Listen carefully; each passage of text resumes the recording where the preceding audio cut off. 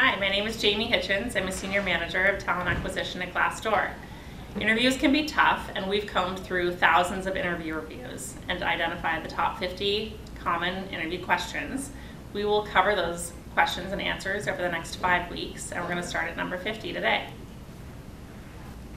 Number 50, what questions do you have for me? This is a great time to show that you've already done homework on the company, and it also is a great time to determine if this is a good fit for you or not. So you should ask questions like, I see the company has done X, Y, and Z. How has that impacted the business? How do you like working here? What's the culture like? And what types of people excel at this company? Number 49, what questions haven't I asked you? So this is not a trick question. This is the opportunity to highlight your skills and show what sets you apart from your competition. So you could say things like, I would love to tell you why I'm so excited about this opportunity, and here's what I do in my 30, 60, 90 days, and use examples of how you back that up. Number 48, would you work over 40 hours a week? If you're at a point in your career where you're comfortable working overtime, then definitely say yes. But if you have reservations, you should say, I'm happy to work overtime when it's necessary and justified, but I also need time outside of work so that I can bring my A game to the office.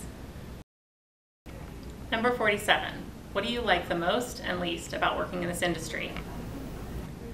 Focus on being authentic but appropriate and avoid being negative. You should choose the thing that you like the most as something that will be a primary part of your role, and the thing that you like the least as something that you'd occasionally have to do time to time, but it wouldn't be your main responsibility. Number 46, how would you fire someone? Start by stating how you'd set someone up for success so that hopefully it wouldn't come down to having to fire them. So that could be effective candidate screening, open and constant communication, and performance reviews. But don't avoid the question entirely. Let them know that if you did have to end up firing somebody, that you would do so from a calm and empathetic and matter-of-fact way. Number 45, what are some of your leadership experiences? Even if you're interviewing for an entry-level position, you can still talk about your leadership skills. Think about a time you had to act as a lead on a project or in a role, and what results you achieved and the impact of those results. Number 44, what makes you uncomfortable? If someone asks you this, they want to know your boundaries and how far you're willing to push yourself. For example, if you're working in a sales job, we recommend not saying that it makes you uncomfortable talking to other people. Number 43, what is your favorite website? This tells an interviewer what your interests are. So if it's a social media site, it shows that you like connecting with people. If it's a news site, it shows that you like to keep up on current affairs and latest trends. And if it's a niche website, it shows unique characteristics about you. Number 42, what are your hobbies? Typically, this is not the most appropriate question for an interviewer to ask, but if you are put on the spot, you could think of something appropriate to respond with, like cooking or traveling, or even speaking to the volunteer work that you do.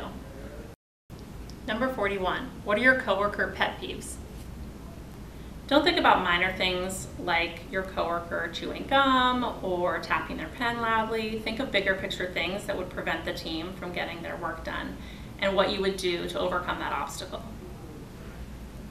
I hope you found these tips useful as you prepare for your next interview. Please be sure to tune in next week as we cover the next 10 common interview questions. Also check out the Glassdoor careers page for open positions here. And if you have any questions, you can drop them in the comments section.